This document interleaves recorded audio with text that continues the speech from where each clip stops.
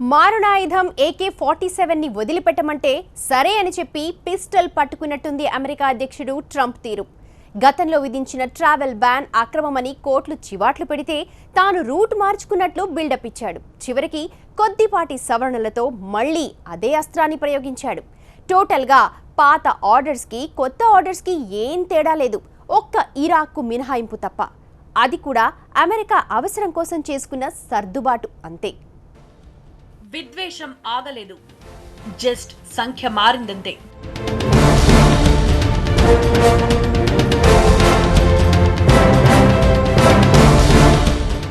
ఆంక్షలు సడల్లేదు, సవరించిన బిల్డప్ అంతే.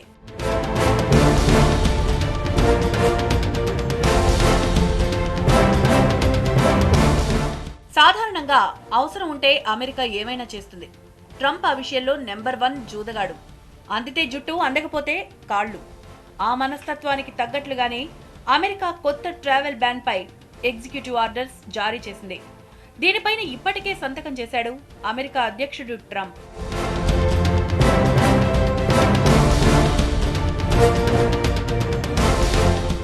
అమెరికా అధ్యక్షుడైన వారం రోజుల్లో అంటే జనవరి 27న 7 ఇస్లాం దేశాలపై ఆంక్షలు విధించాడు.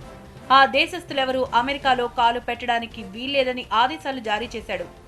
ఆ 7 దేశాలే Iran, Iraq, Sudan, Libya, Syria, Yemen, Somalia. కానీ ట్రంప్ సవరించానని చెప్తున్న కొత్త ఆర్డర్స్ లో ఏముందో తెలుసా? జస్ట్ ఈ లిస్ట్ లో నుంచి ఇరాక్కు మినహాయింపు ఇచ్చారంతే.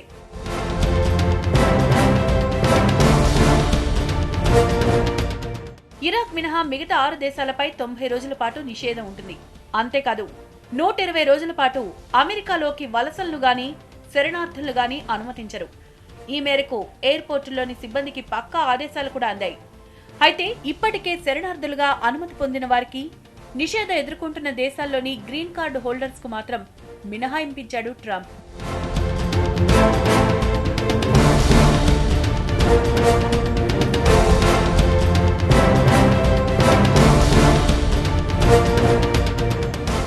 జనవరి 27న ట్రంప్ తీసుకున్న ట్రావెల్ బ్యాన్ నిర్ణయంపై శాన్ ఫ్రాన్సిస్కో, సియాటెల్ కోర్టులు మొట్టికాయలు వేశాయి. అవసరమైతే అధ్యక్షుడు నిర్ణయాన్ని 100% సవరిస్తామంటూ హెచ్చరించాయి. సరైన కారణాలతో, ఆధారాలతో వచ్చే వలసలను ఎలా ఆపుతారు? చట్టాన్ని మించిన అధికారం మీకెక్కడుంది అంటూ ఫెడరల్ కోర్టు ఇచ్చిన తీర్పుతో ఆయన దిమ్మ తిరిగింది. అంతేకాదు దేశంలో కూడా ఉవ్వెత్తున నిరసనలు చెలరేగడంతో ఆయనలో అందుకే కొద్ది రోజులు గ్యాప్ ఇచ్చి సవరణలతో కొత్త ఆదేశాలు జారీ చేశాడు ట్రంప్. పాత ఆర్డర్లకు కొత్త ఆర్డర్లకు తేడా కేవలం ఇరాక్కు మినహాయింపే. అది కూడా అమెరికాకు అవసరం ఉంది కాబట్టి. అదేంటంటే ఐసిస్ పై పోరాటంలో అమెరికాకు ఇరాక్ కీలక భాగస్వామి. ఆ దేశంతో సత్సంబంధాలు లేకపోతే ట్రంప్ యుద్ధ పాచికలు పారవు. కానీ దీనికి ట్రంప్ సిబ్బంది చెప్తున్న కారణాలు వేరు. ఇరాక్లో తనిఖీలు, వీసా స్క్రీనింగ్, డేటా షేరింగ్ పై తీసుకుంటున్న చర్యలు అమెరికాకు అనుగుణంగా ఉన్నందునే మినహాయించినట్లు చెప్తున్నారు. Iraq is an important ally in the fight to defeat ISIS, with their brave soldiers fighting in close coordination with America's men and women in uniform. This intense review over the past month identified multiple security measures that the State Department and the government of Iraq will be implementing to achieve our shared objective of preventing those with criminal or terroristic intent from reaching the United States. Trump జారీ చేసిన పాత orders పై దాదాపు 20 పిటిషన్లు దాఖలయ్యాయంటే వాటికి న్యాయపరమైన సమస్యలు ఎంతగా ఉన్నాయో ఊహించి అధ్యక్షుడు వెనకడుగు వేశాడు. మరి సవరించిన ఆదేశాలు మాత్రం న్యాయపరమైన చిక్కుల ముందు నిలుస్తాయా? ట్రంప్ తీసుకున్న 6 దేశాలపై నిషేధ నిర్ణయాన్ని కోర్టులు సమర్థిస్తాయా అంటే అది అనుమానమే అంటున్నారు విశ్లేషకులు. వివాదాస్పద అంశాలను తొలగించినప్పటికీ కొత్త ఆర్డర్స్ ను కూడా కోర్టులో సవాల్ చేసే అవకాశం ఉందంటున్నారు న్యాయ నిపుణులు. నిషేధిత దేశాల నుంచి వచ్చిన ప్రతి ఒక్కరూ ఉగ్రవాదానికి పాల్పడ్డట్టు ఆధారాలు లేవని గతంలో న్యాయమూర్తి వ్యాఖ్యానించిన నేపథ్యంలో ఇప్పుడు అదే ఫార్ములా అప్లై చేసే అవకాశం ఉందంటున్నారు. జనవరి 27న జారీ చేసిన ఆదేశాలు ఉన్న పళంగా అమలు చేయడంతో అమెరికాలోని అన్ని ఎయిర్పోర్టుల్లో గందరగోళ పరిస్థితులు ఏర్పడ్డాయి.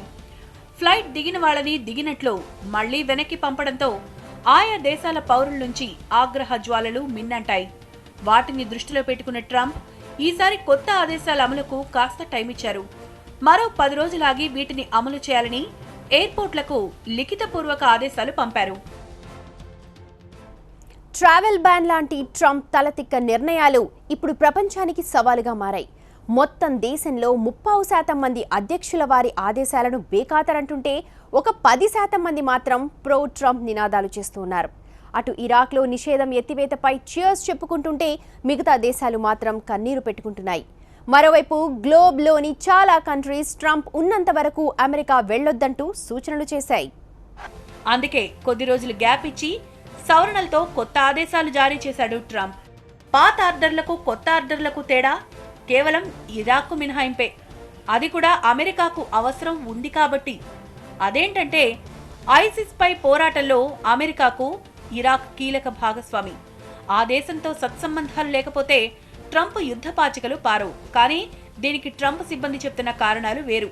ఇరాక్లో తనిఖీలు, వీసా స్క్రీనింగ్, డేటా షేరింగ్ పై తీసుకుంటున్న చర్యలు అమెరికాకు అనుగుణంగా ఉన్నందునే మినహాయించినట్లు చెప్తున్నారు. Iraq is an important ally in the fight to defeat ISIS, with their brave soldiers fighting in close coordination with America's men and women in uniform. This intense review over the past month identified multiple security measures that the State Department and the government of Iraq will be implementing to achieve our shared objective of preventing those with criminal or terroristic intent from reaching the United States. Trump జారీ చేసిన పాత orders పై దాదాపు 20 పిటిషన్లు దాఖలయ్యాయంటే వాటికి న్యాయపరమైన సమస్యలు ఎంతగా ఉన్నాయో ఊహించి అధ్యక్షుడు వెనకడుగు వేశాడు. మరి సవరించిన ఆదేశాలు మాత్రం న్యాయపరమైన చిక్కుల ముందు నిలుస్తాయా?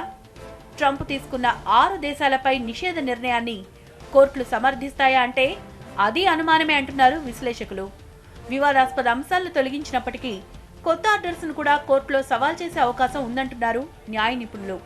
నిషేధిత దేశాల నుంచి వచ్చిన ప్రతి ఒక్కరూ ఉగ్రవాదానికి పాల్పడ్డట్టు ఆధారాలు లేవని గతంలో న్యాయమూర్తి వ్యాఖ్యానించిన నేపథ్యంలో ఇప్పుడు అదే ఫార్ములా అప్లై చేసే అవకాశం ఉందంటున్నారు. జనవరి 27న జారీ చేసిన ఆదేశాలు ఉన్న పళంగా అమలు చేయడంతో అమెరికాలోని అన్ని ఎయిర్పోర్టుల్లో గందరగోళ పరిస్థితులు ఏర్పడ్డాయి. ఫ్లైట్ దిగిన వాళ్ళని దిగినట్లు మళ్లీ వెనక్కి పంపడంతో ఆయా దేశాల పౌరుల నుంచి ఆగ్రహ జ్వాలలు మిన్నంటాయి. వాటిని దృష్టిలో పెట్టుకున్న ట్రంప్ ఈసారి కొత్త ఆదేశాల అమలుకు కాస్త టైం ఇచ్చారు. మరో 10 రోజులాగి వీటిని అమలు చేయాలని ఎయిర్పోర్ట్లకు లిఖితపూర్వక ఆదేశాలు పంపారు. ట్రావెల్ బ్యాన్ లాంటి ట్రంప్ తలతిక్క నిర్ణయాలు ఇప్పుడు ప్రపంచానికి సవాలుగా మారాయి. మొత్తం దేశంలో 30% మంది అధ్యక్షుల వారి ఆదేశాలను బేఖాతరంటుంటే ఒక 10% మంది మాత్రం ప్రో ట్రంప్ నినాదాలు చేస్తున్నారు. అటు ఇరాక్లో నిషేధం ఎత్తివేతపై చియర్స్ చెప్పుకుంటుంటే మిగతా దేశాలు మాత్రం కన్నీరు పెట్టుకుంటున్నాయి.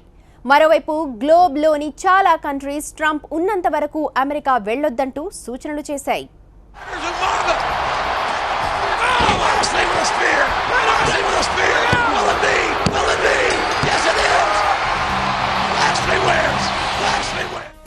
చూశారుగా ఈ దూకుడు.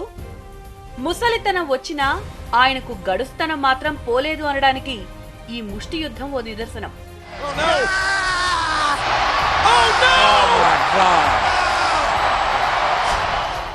ఇలాంటి దూకుడుతోనే ట్రంప్ అమెరికా అధ్యక్షుడయ్యాడు.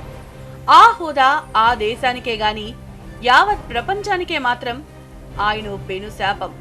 మనిషే తెలుపు, మనసు మాత్రం కర్కసత్వం. ఆయన తత్వం సున్నితత్వం ఉండదు.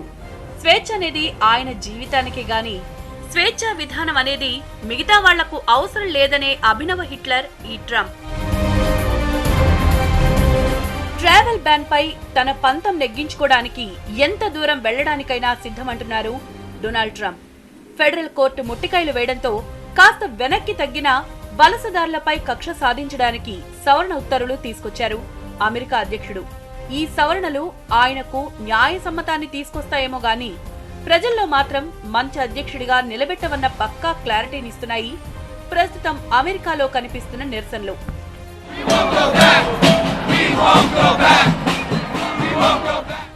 అమెరికాలో మళ్లీ ఆందోళనలు ఊపందుకున్నాయి.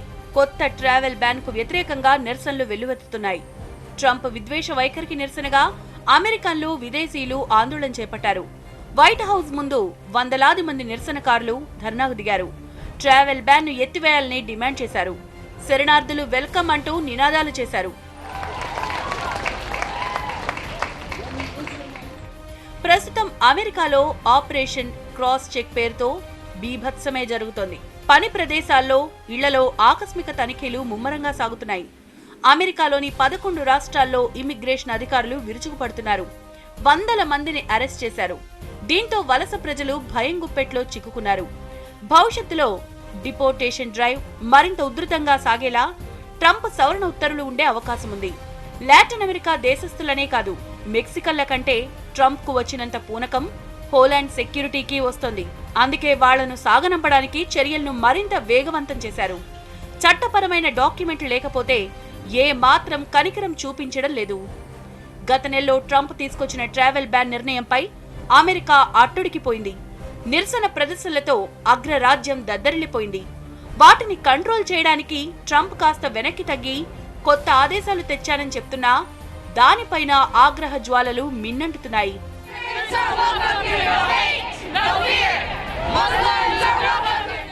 ఇంకొందరు ట్రంప్ వ్యతిరేకులైతే ఎయిర్పోర్టుల్లో స్వచ్ఛంద సేవలు మొదలుపెట్టారు. ప్రత్యేకంగా లాయర్లను ఏర్పాటు చేసి వివిధ దేశాల నుంచి అమెరికాకు చేరుకుంటున్న వలసదారుల భద్రతను పర్యవేక్షిస్తున్నారు. ఇమిగ్రేషన్ అధికారులు చూపే కారణాలను విశ్లేషిస్తూ బాధితులకు అండగా నిలుస్తున్నాయి. మరోవైపు ట్రంప్ మద్దతుదారులు ఓ 10% మంది ఆయనకు అనుకూలంగా నినాదాలు చేస్తున్నారు.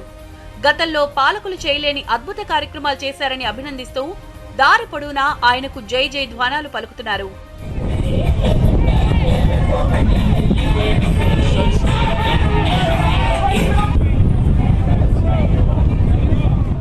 ఇటు ట్రావెల్ బ్యాన్ ఎత్తివేసినందుకు ఇరాక్లోని అమెరికా వలసదారులు చీర్స్ చెప్పుకుంటున్నారు.